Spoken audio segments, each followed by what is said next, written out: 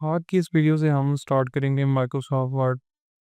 तो सबसे पहले आपने स्टार्ट में जाके वर्ड लिखना है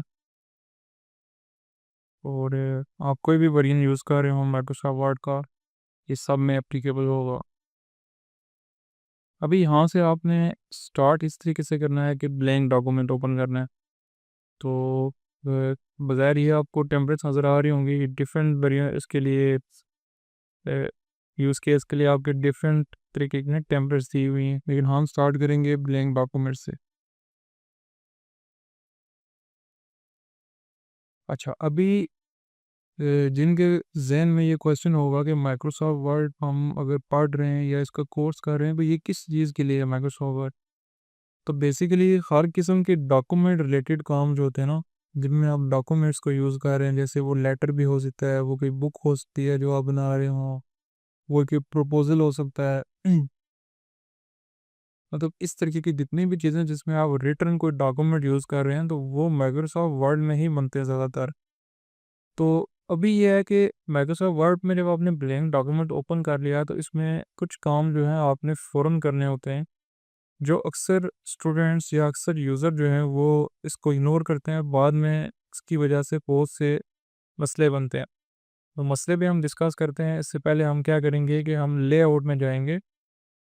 लेआउट की टैब से हमने जाना है साइज़ में, और साइज़ यहाँ से आपने सेलेक्ट कर लेना है जिस पेपर के अकॉर्डिंग आप काम कर रहे हैं।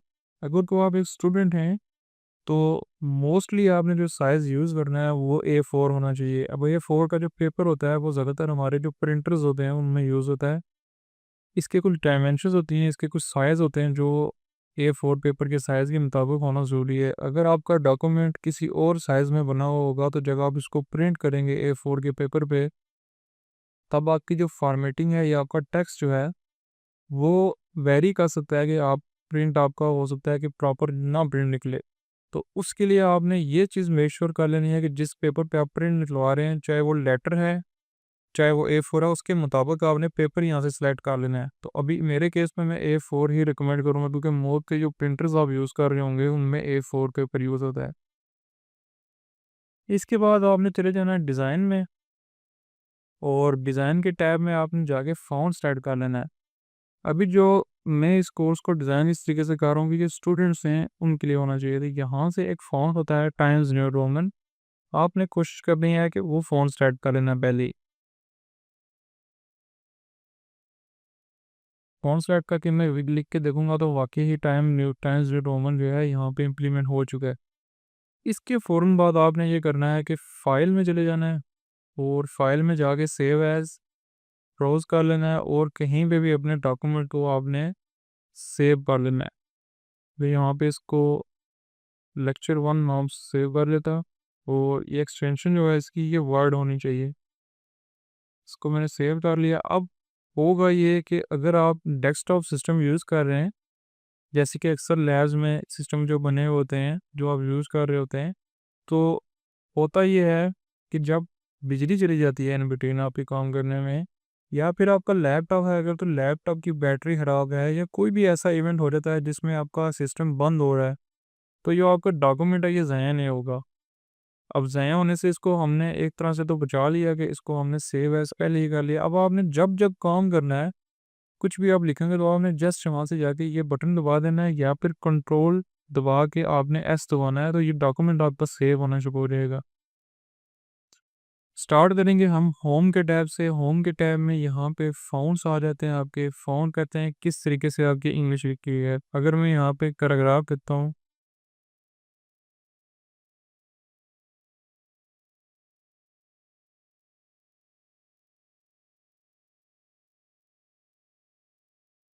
और मैं इसको कॉपी कर लेता हूँ। मैंने इसको सेलेक्ट किया और कंट्रोल सी से कॉपी किया और कंट्रोल वी से पेस्ट कर दिया।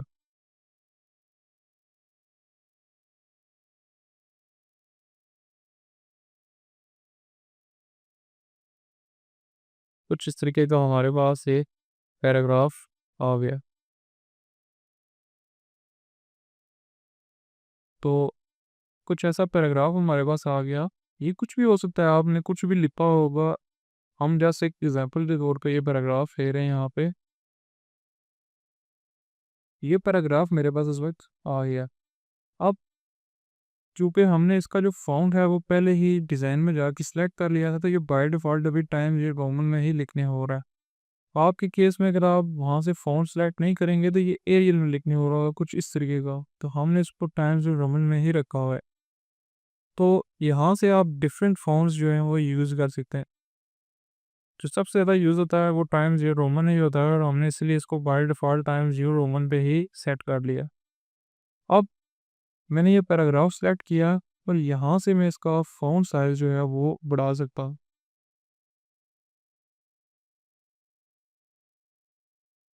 अच्छा, आपने एक चीज़ याद रखनी है कि जो फ़ॉन्ट साइज़ होगा किसी भी पैराग्राफ का वो 12 ही रहेगा हमेशा। ये एक रूल है डॉक्यूमेंट का। मुझे नहीं पता कि आप कहाँ से ये वीडियो देख रहे हैं, बट ये वेरी कर सकता है, लेकिन जो ज़्यादातर यूज़ होता है पैराग्राफ में वो 12 फ़ॉन्ट साइज़ ही यूज़ होता है।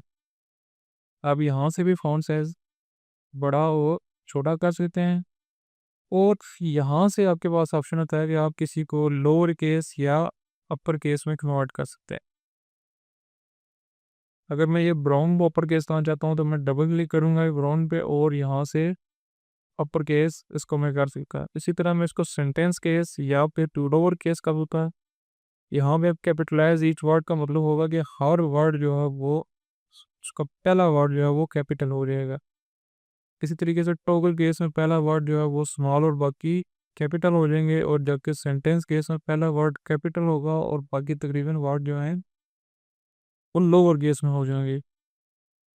इसके बाद अगर मैं किसी वर्ड को बोल्ड करना चाहता हूँ या उसको बड़ा करना चाहता हूँ, बेसिकली बोल्ड ही इसको बोलेंगे, तो ये यहाँ से बोल्ड हो जाएगा।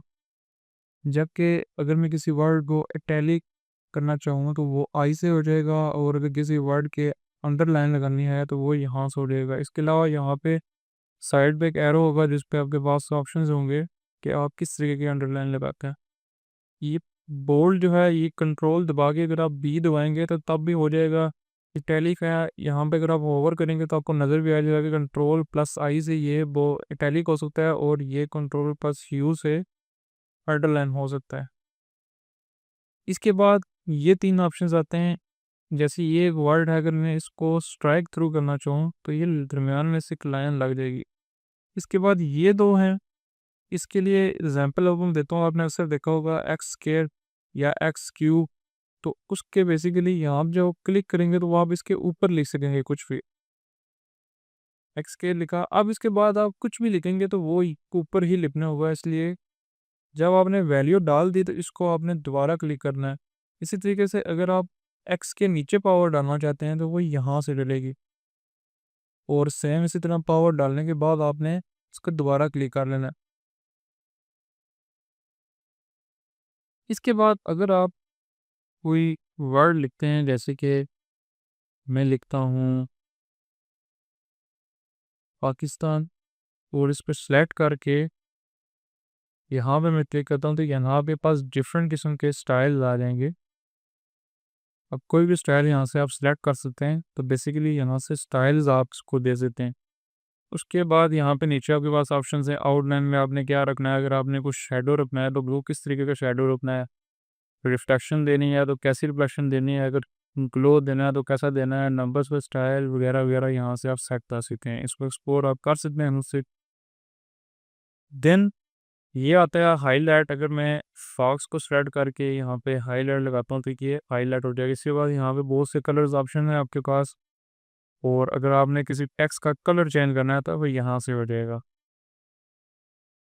अगर आपने ग्रेडियंट देना है तो ग्रेडियंट भी यहाँ से आप दे सकते हैं। ग्रेडियंट कहते हैं बेसिकली दो कलर मिक्स करने हैं।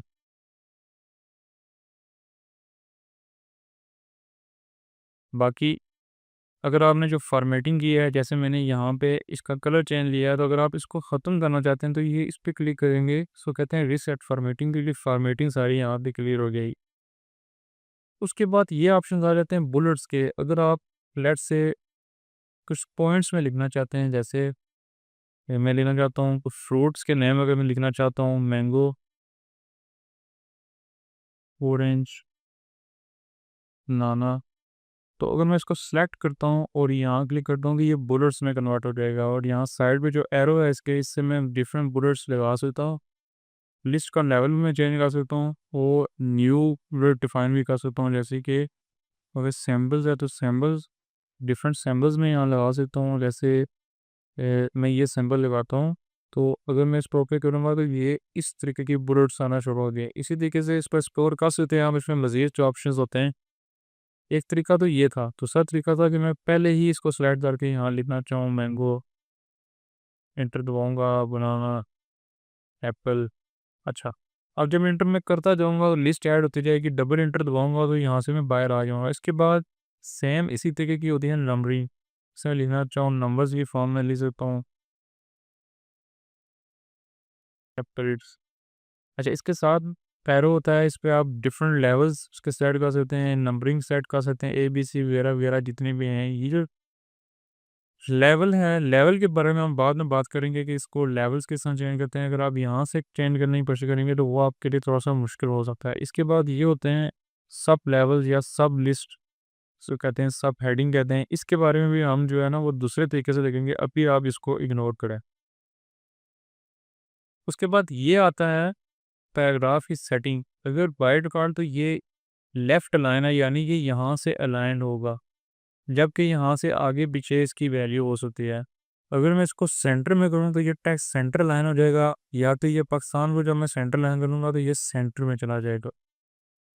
इसी तरीके से ये होती है राइट लाइन, ये राइट से लाइन हो जाएगा और लेफ्ट से ये आगे पीछे होगा। इसी तरीके से अगर मैं इसको राइट लाइन करूँ कि इस तरफ से लाइन हो जाएगा।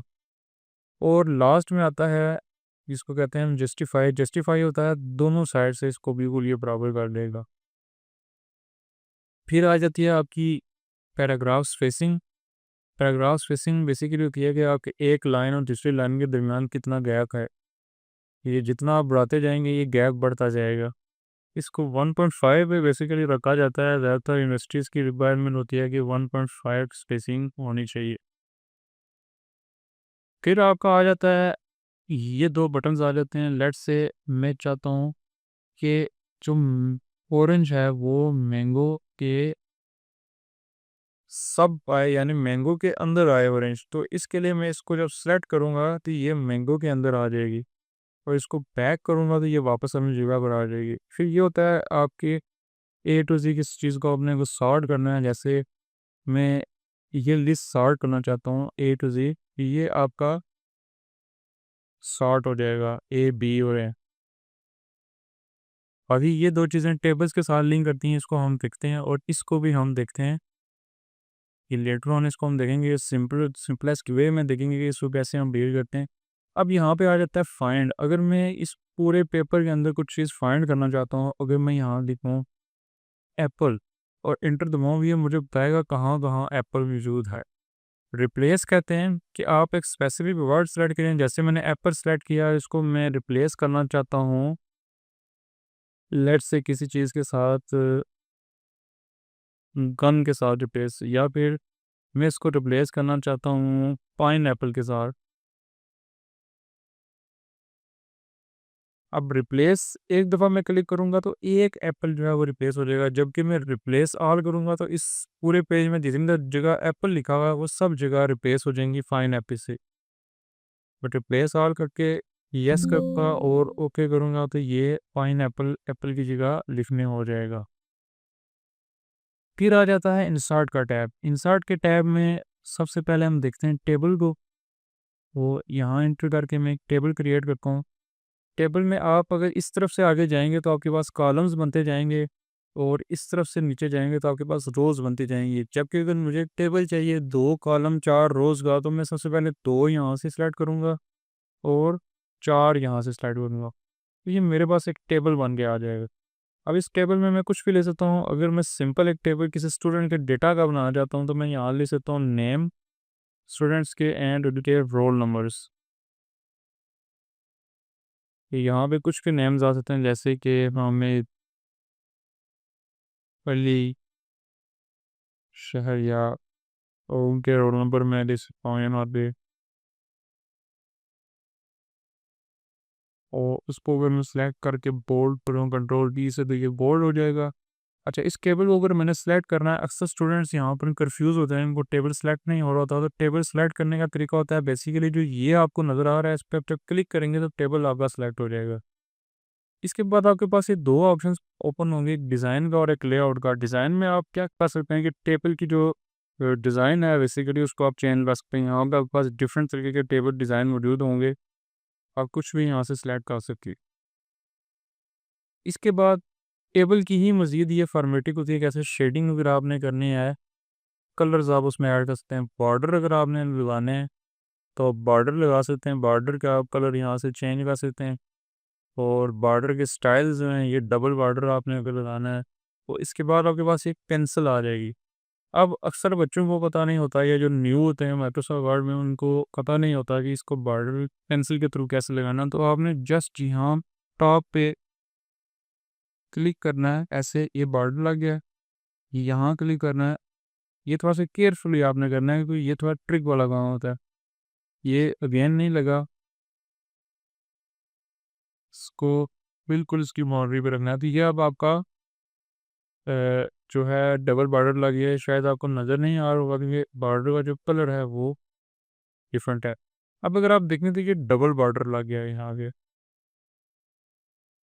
तो इसमें आपने जहाँ भी जो-जो रो डबल करनी है, वो डबल इस तरीके से आप कर सकते हैं। फिर इस तरीके से इसके लेआउट में ये स्टाइल्स वगैरह जो हैं सारे आ जाते हैं, और बॉर्डर किस तरीके का है, उसकी टाइप कैसी होनी चाहिए, उसकी जो है जो आपने डबल करना है वो यहाँ से आप उसको बड़ा-छोटा कर सकते हैं। उसके बाद एक ऑप्शन होता है, इसको सेलेक्ट अगर आप करें, होम में आएँ, और अब जो ये वाली मैंने छोड़ दिया था, इसका मैं आपको बताता हूँ कि क्या फ़ायदा है। यहाँ से आप top border, left, right, no border, अब ये इसको अगर आप बाय डिफ़ॉल्ट यहाँ पे ले जाएँ, यहाँ पे, और अब होम में जाके अगर इसको नो बॉर्डर आप करेंगे, तो इसके तमाम बॉर्डर्स जो हैं वो ख़त्म हो जाएँगे। और अब ये कहाँ यूज़ होता है, ये मैं आपको आगे चल के बताऊँगा कि नो बॉर्डर का क्या फ़ायदा होता है। अभी के लिए मैं उसको वापस जो है ऑल बॉर्डर्स पे रख देते हैं।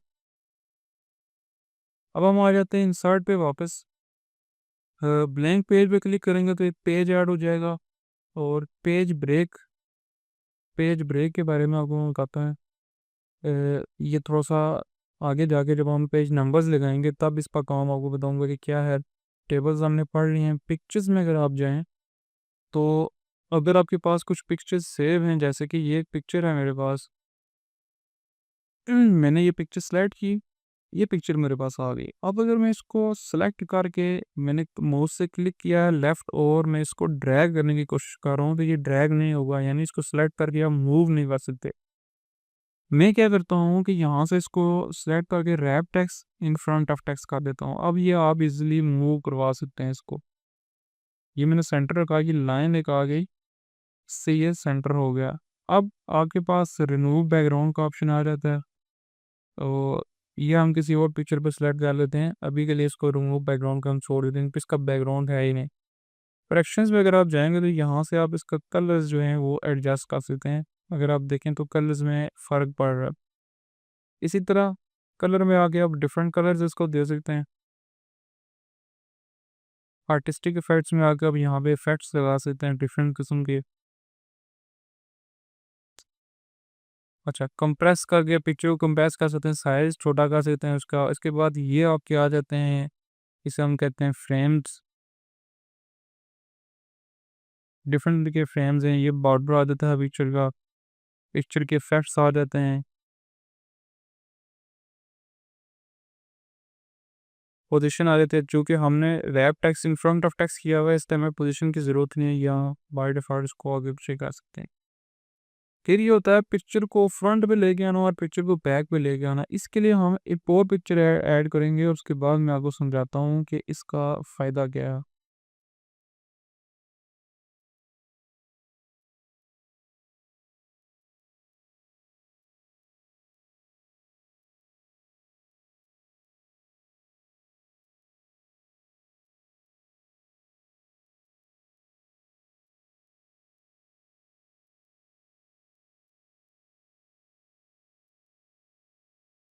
अभी के लिए मैं अपनी ही पिक्चर उठा लेता हूँ एक, और यहाँ से इसको हम करेंगे wrap text in front of text.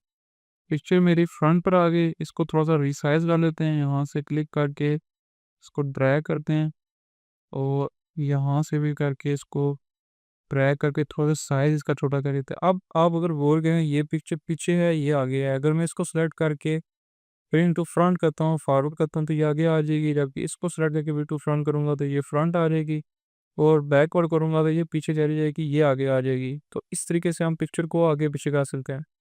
अब ये पिक्चर हमने सेलेक्ट कर ली, फॉर्मेट में गए, रिमूव बैकग्राउंड पे क्लिक करेंगे। तो अगर को आपकी पिक्चर एचडी हुई तो वो बाय डिफ़ॉल्ट रिमूव हो जाएगी। जैसे इस केस में इसने काफ़ी हद तक जो है ना ये साइड्स रिमूव कर दी। अब जो ये वायलेट या पर्पल सा कलर है, ये बेसिकली वो एरियाज़ हैं जो ये रिमूव कर देगा। अगर मैं एंटर करके आपको दिखा दूँ तो ये एरियाज़ इसने रिमूव कर दिए हैं। मैं कंट्रोल ज़ेड दबा के वापस पुरानी हालत में जाता हूँ, फॉर्मेट, रिमूव बैकग्राउंड। अब मैं क्या करूँगा कि मार्क एरियाज़ टू कीप पे क्लिक करूँगा। ये आपको बता भी रहा है कि draw lines to mark areas to keep in picture. Select किया, मैं ये लैपटॉप पे मार्क लगा देता हूँ।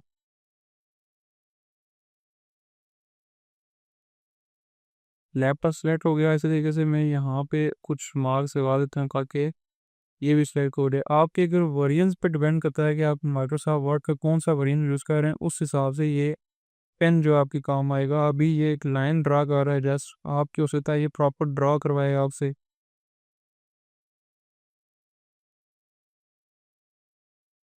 तो तकरीबन तमाम एरियाज़ जो हैं वो हमारे पास सेट हो गए हैं। अब हम क्या करते हैं, इसको कीप चेंजेस पे करते हैं तो ये आपका बैकग्राउंड इजीली इसमें वो कर लिया। तो इस तरीके से हम किसी पिक्चर का बैकग्राउंड रिमूव कर सकते हैं। बाकी ये बॉर्डर्स वगैरह आ देते हैं आपके, कोई भी आप बॉर्डर्स को दे सकते हैं, तो सॉरी फ्रेम दे सकते हैं। और यहाँ से आप क्रॉप भी पिक्चर उगा सकते हैं। क्रॉप का बेसिकली नहीं मतलब होता है कुछ एरिया आपने रिमूव करना है, जैसे ये मैंने रिमूव किया, एंटर किया तो ये पिक्चर क्रॉप हो जाएगी आपकी। और अगर मैं इसको फॉर्मेट पे जाके इसके फ्रेम ख़त्म कर दूँगा किसी तरीके से,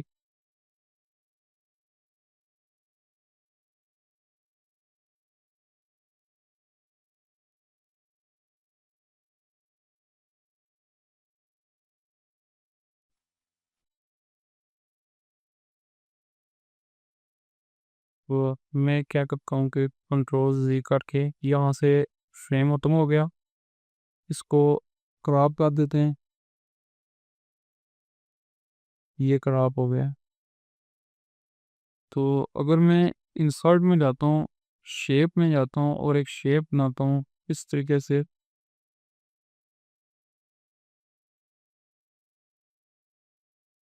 और इसको बैकवर्ड करता हूँ, तो ये आप दे सकते हैं पासपोर्ट साइज़ पिक्चर रफ सी मेरे पास क्रिएट हो गई है। अच्छा, अब उनको दोनों को मैं रिमूव कर देता हूँ और अब आते हैं हम शेप्स के ऊपर। ये मैं एक शेप सेलेक्ट करता हूँ, यहाँ पे लगाता हूँ। अब यहाँ से मैं शेप के फिल में जाके कोई भी कलर शेप को सेलेक्ट कर सकता हूँ और आउटलाइन में जाके जो भी आउटलाइन लगाएंगे उस तरीके की शेप की आउटलाइन बन जाएगी। तो यहाँ से आप इसका वेट जो है वो बढ़ा सकते हैं, यानी आउटलाइन कितनी मोटी आपने रखनी है और आउटलाइन किस तरीके की रखनी है यहाँ से वो भी आप सेलेक्ट कर सकते हैं। शेप के इफेक्ट में जाएंगे तो यहाँ पे आपके पास डिफरेंट तरीके के इफ़ेक्ट्स जो हैं वो आ जाएँगे। आप जो भी अपनी मर्ज़ी से लगाना चाहते हैं यहाँ से आप एक्सप्लोर करके लगा सकते हैं। और बाकी अगर आपने इसके अंदर कोई टेक्स्ट लिखना है, जैसे हाय ये मैंने लिखा, इसको सेलेक्ट करके कलर दे देता हूँ और इसमें इफ़ेक्ट्स लगा देता हूँ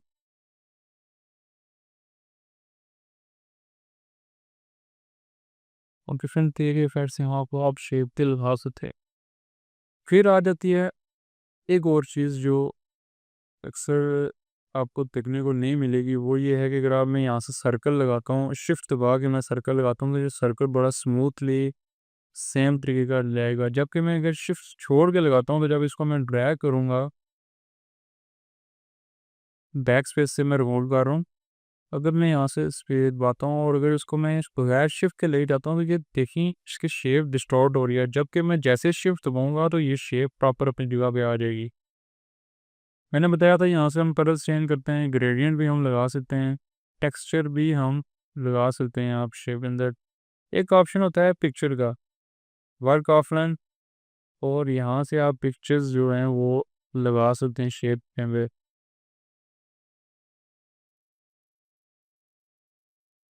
ये पिक्चर आपकी शेप के अंदर आ गई है।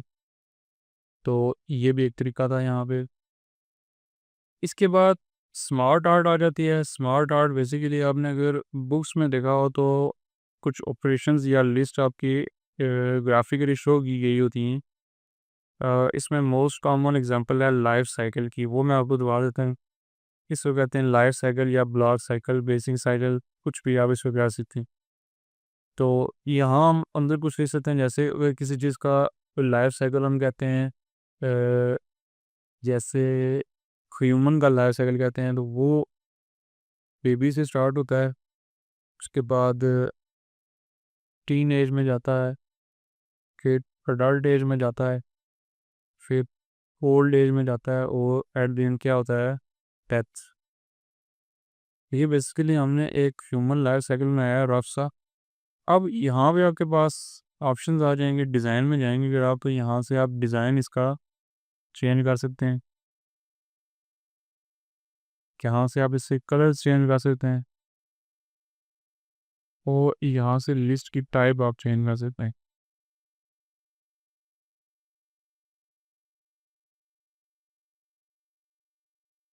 ठीक है, तो यहाँ से आप चीज़ें जो हैं वो चेंज कर सकते हैं। फिर इसको रिमूव कर देते हैं हम।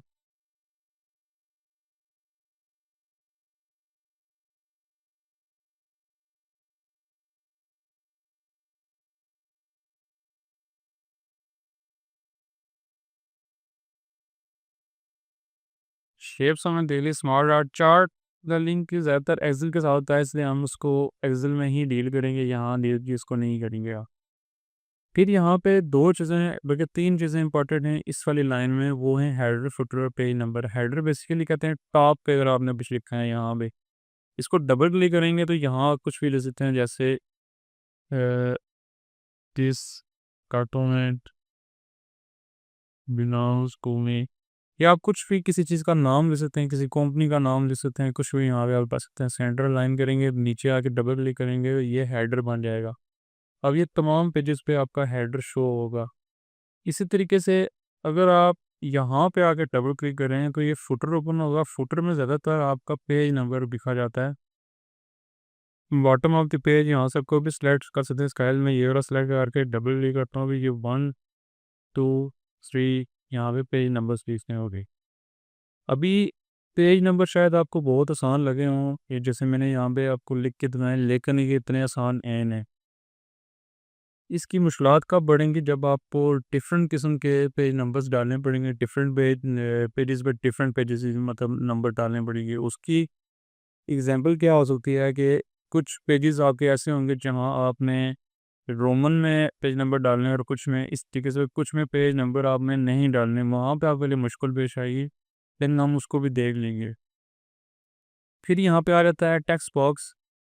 टेक्स्ट बॉक्स आप कहीं भी कुछ लिख सकते हैं, ऐसे जैसे ये कुछ लिखा हुआ है, इसको एज इट इज़ हम रहने देते हैं। अब इस बॉक्स को उठा के आप कहीं पे भी लगा सकते हैं। तो जहाँ आप लिख ना पा रहे हो वहाँ पे आपने टेक्स्ट पॉकेट पाना, और वो ऐसे रख देना है।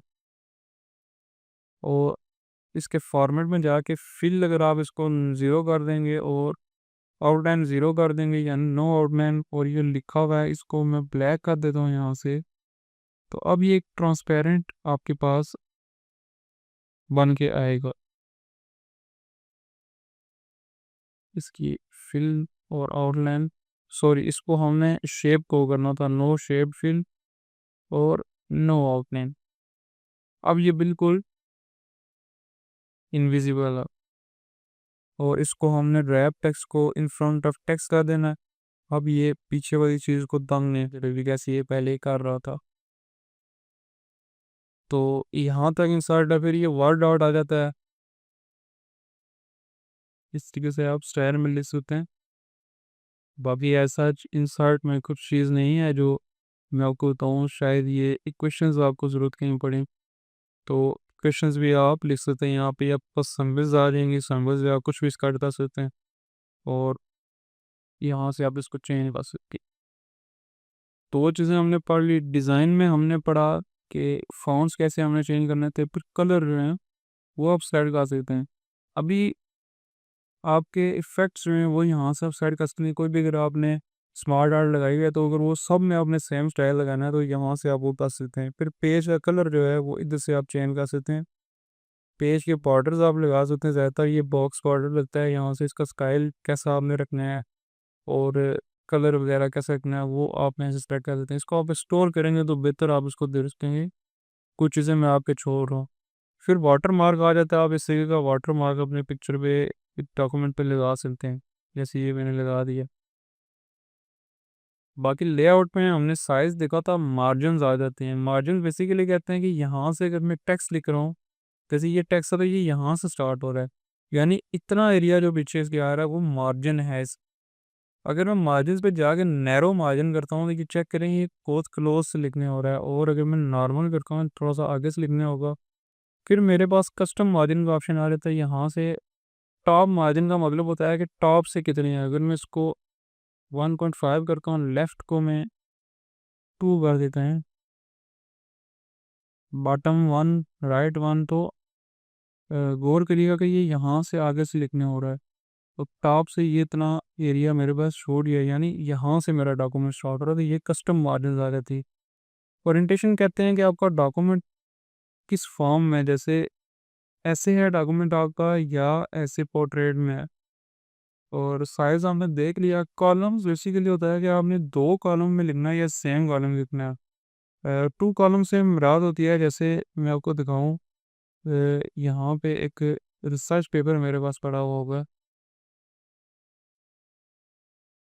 तो ये चेक करें, ये 2 कॉलम है, यानी यहाँ से भी लिखना हो रहा है और यहाँ से भी लिखना हो रहा है। इसको कहते हैं 2 कॉलम बुक।